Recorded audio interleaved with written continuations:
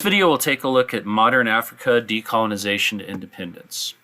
We want to identify causes of decolonization and explore the challenges of independence. So keep in mind that Africa in its classical age was a continent that was filled with sophisticated, advanced kingdoms, kingdoms that were incredibly wealthy and about as advanced, if not more advanced than some other parts of the world. And then going into the 15 and 1600s, Europeans began to enter the scene and introduced a new form of slavery that began to eat away at some of these traditional cultures, societies, and political systems and economies. Later, with the colonization of Africa by European countries, there was further destabilization. And this is what Africans would have to struggle against in the 1900s. Not only in their struggle for independence, but also afterwards. So decolonization, this is the process by which African nations threw off their European empires.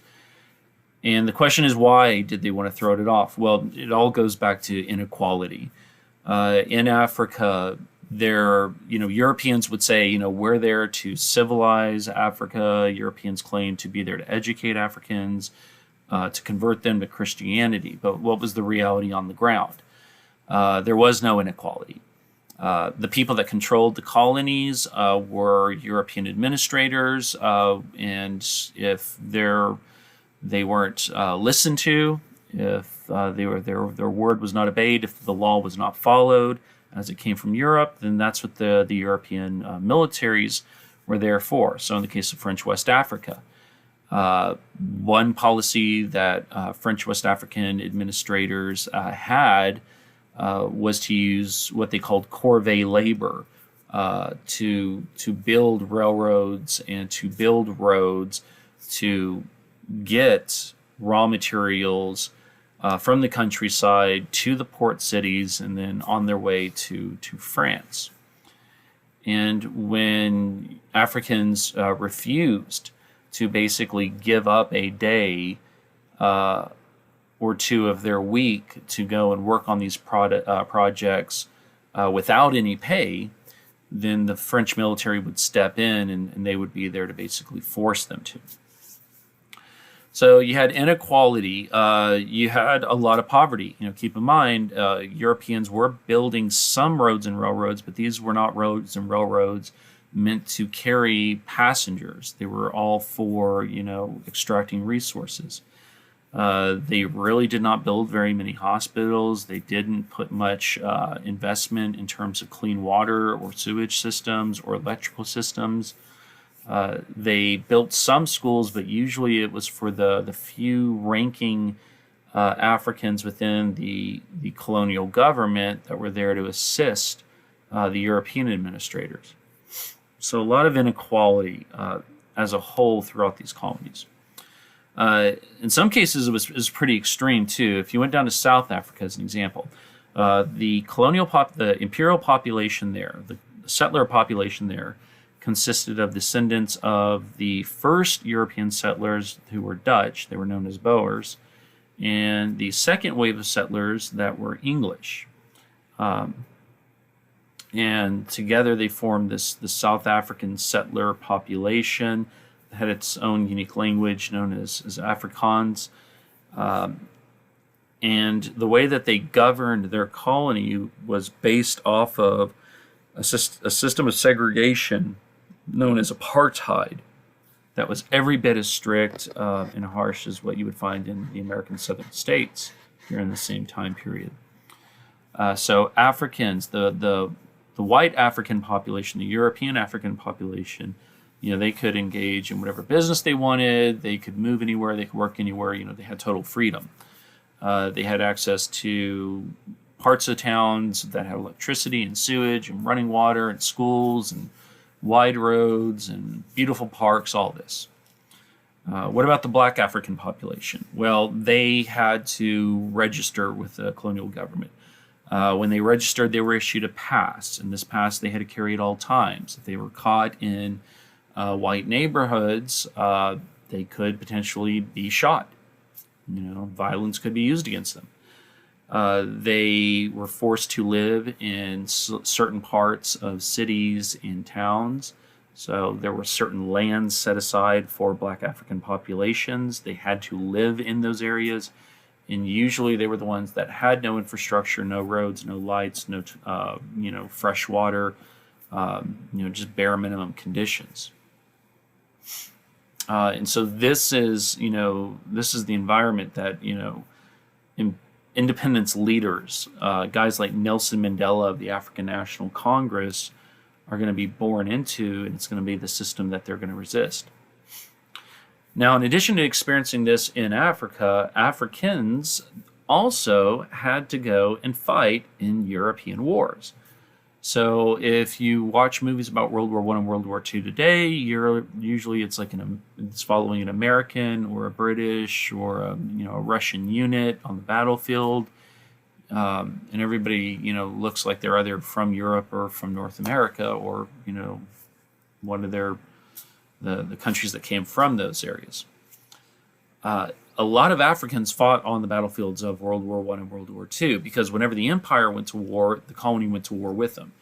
So usually these wars would be fought for European territory, for European purposes, but when they broke out, the European empires would turn to their colonies and say, okay, not only do you have to defend your own land, but you have to send troops to fight on battlefields around the world over a war that you had no vote in.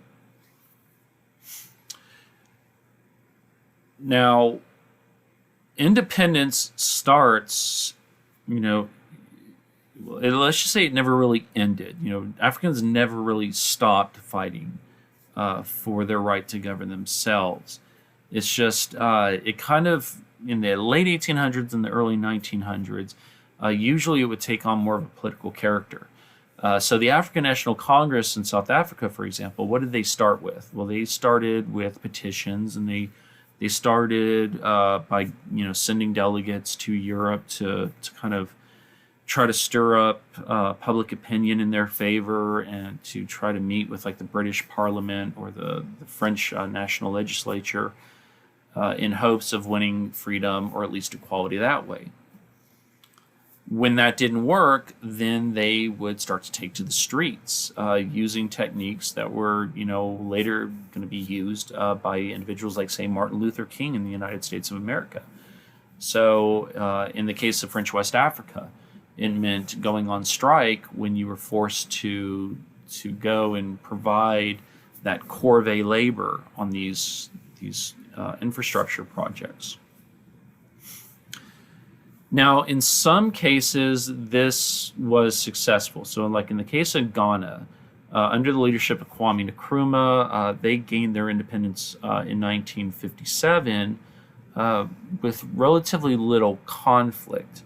And so, Ghana, oftentimes we look at Ghana as like the ground zero for the beginning of independence. Not all of these colonies were so lucky, though. When these independence movements, when these decolonization movements broke out in full force in the after World War II, they were doing so in the era of the Cold War.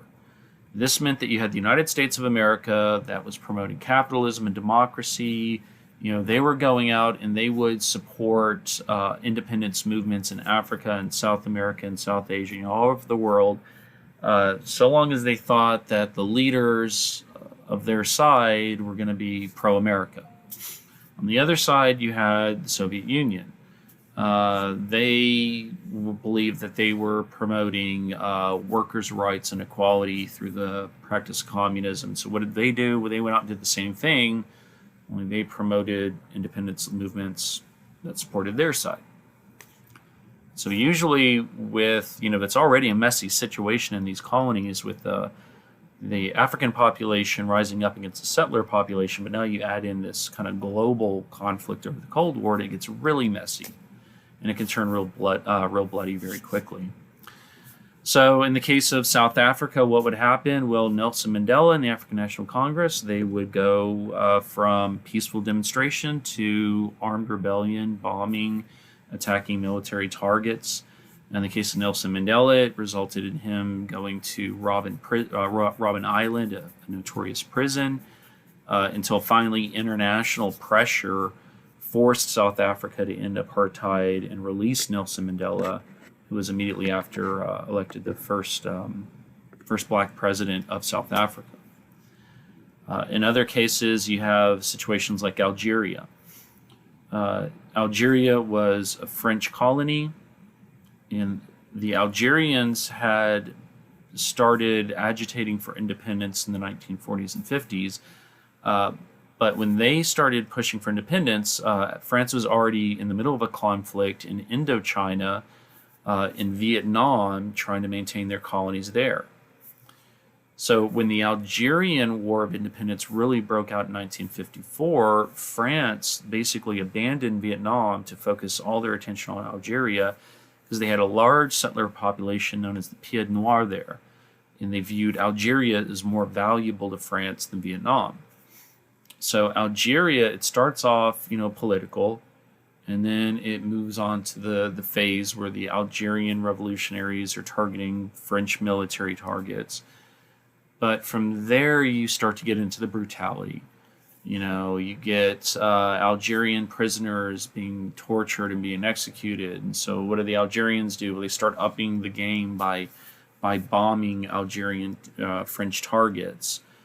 This leads to more arrests, more torture, more attacks, military attacks against Algerian targets, more bombings, and before too long you have a very nasty civil war in which atrocities are committed on both sides. So 1960, this is like the big year for Africa. In 1960, as you can see from the map, most of the colonies in Africa fall. They become independent. Not all of them, though. There are going to be a number of stragglers. Mozambique and Angola, for example. It's going to take a prolonged civil war of independence there. You'll have Zimbabwe, part of what was known as Rhodesia. That's going to take a lot longer also. But by the 1970s, Africa is free. So after independence, African nations basically had to start from scratch. All the wealth that had been created, all the diamonds from African diamond fields, all the gold from gold mines, all the copper, all the precious metals and agricultural products that they had grown, all of that wealth had been taken from their continent and shipped to Europe, shipped elsewhere. It's what made Europeans, made these colonial powers so wealthy. So they're basically starting from scratch. So what have African countries been doing since the 1960s and 70s? Well, building infrastructure for starters. Actually creating sanitation systems and fresh water and roads and airports, the things that a country needs today, hospitals, schools. Africa is still largely rural, with about half the population living in the countryside. So the African countries are interested in bringing in industry and bringing in jobs from around the world. And they've been managing to do this lately, and so we're starting to see a process of urbanization where people are moving from the countryside increasingly to cities. There have been a lot of development projects focused on agriculture to make Africa self-sustaining in terms of feeding its population and using agriculture as a source of wealth. There, of course, are environmental issues in Africa, one of which is desertification. This is when good farmland slowly turns into desert-like conditions because you've over-farmed, you've used the land too intensely. So a lot of African countries are recognizing that they have some environmental problems, but they're also starting to see value in the environment. So there are a number of countries like Tanganyika and Kenya that today have large sections of their country set aside as national parks that attract eco-tourists. Development programs usually also focus on women. Remember, women represent over half the global population, and traditionally women were overlooked in politics and in economics. So today, development organizations around the world and in Africa realize if you want to develop your economy, develop women, educate women, empower women, get women jobs, get women the opportunity to start their own business. And some of the biggest gains in development in Africa have been through these types of programs. So there's a lot of really good stuff going on. There's also some heartbreaking stuff. Keep in mind that during the colonial era, the way that European colonies controlled the way the European empires controlled the colonial population was by pitting different tribes against each other. So when they drew these colonial boundaries, what usually happened is they lumped a bunch of different tribes into the same territory together. Sometimes these tribes did not get along. Sometimes they were of different religious backgrounds. And the Europeans knew this, and so what they would do is they would usually favor one group, usually kind of the smaller group that had the most to lose if the Europeans went away, and they would use that group to police the others. And they would be very aggressive in their policing. So this was the European method of divide and conquer. Set the Africans against each other, and that way they don't stop, join together, and focus on the European empires. So what happens after independence? Well, old scores are settled. So one of the worst cases that we saw after independence was the Rwanda genocide of 1994. In Rwanda, you had the Hutus and the Tutsis. The Tutsis were the smaller tribe that was used by the Belgians to control the Hutus. And so in 1994, after the death of a leading political figure, the Hutus rose up under the direction of the Interahamwe, and they began systematically attacking and killing Tutsis wherever they could find them in an attempt at genocide.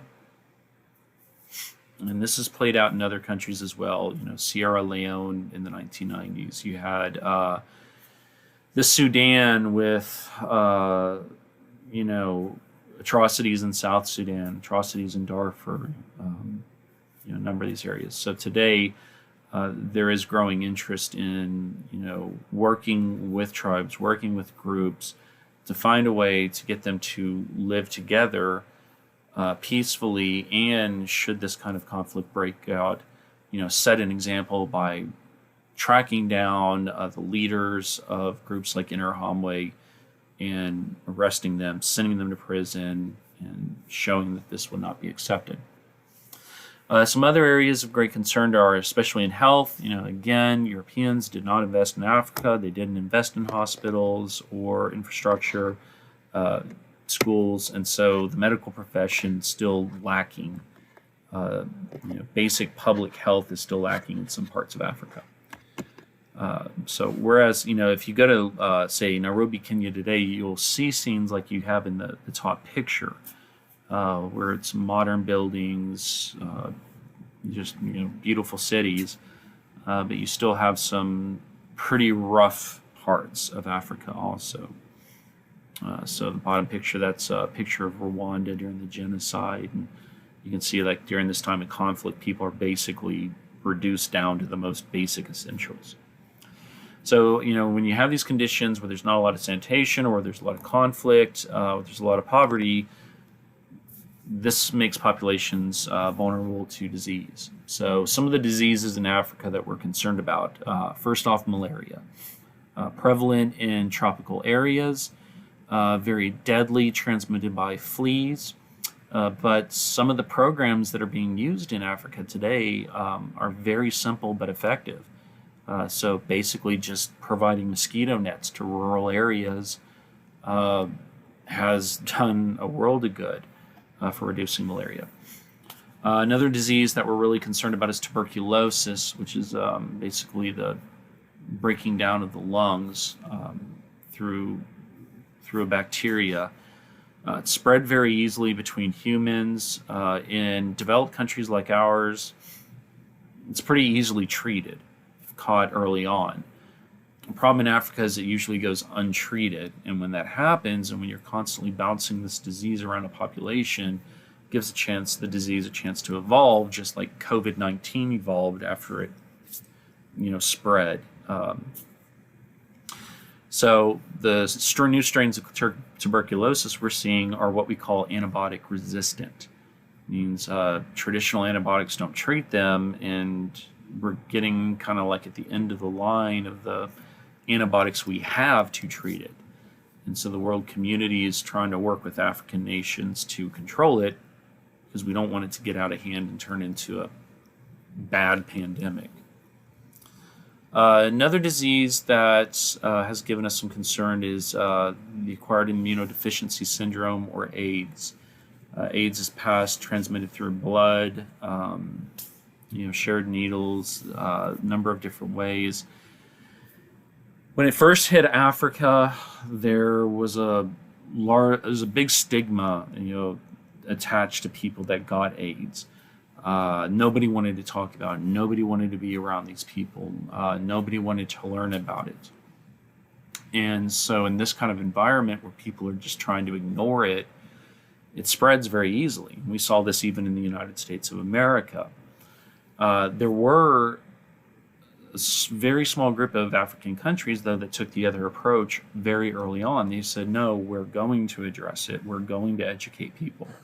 The result was they checked its spread. They checked it faster than some developed countries like ours. And so today, what international organizations like the United Nations is doing in Africa is really kind of working at the local level to get people to kind of set aside their traditional views on this disease, to talk about it, to learn about it, to report, if they contract it, as a way of containing the spread, and these efforts have been paying off.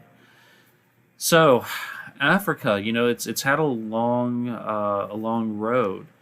After classical Africa, slavery and decolonization really knocked these societies for a loop. There was a major struggle, a painful struggle for independence. But today they're free, they're standing on their own. It's been a tough fight to get back on their feet, but they are working in multiple different levels to create a better future, not only for themselves, but for their children as well.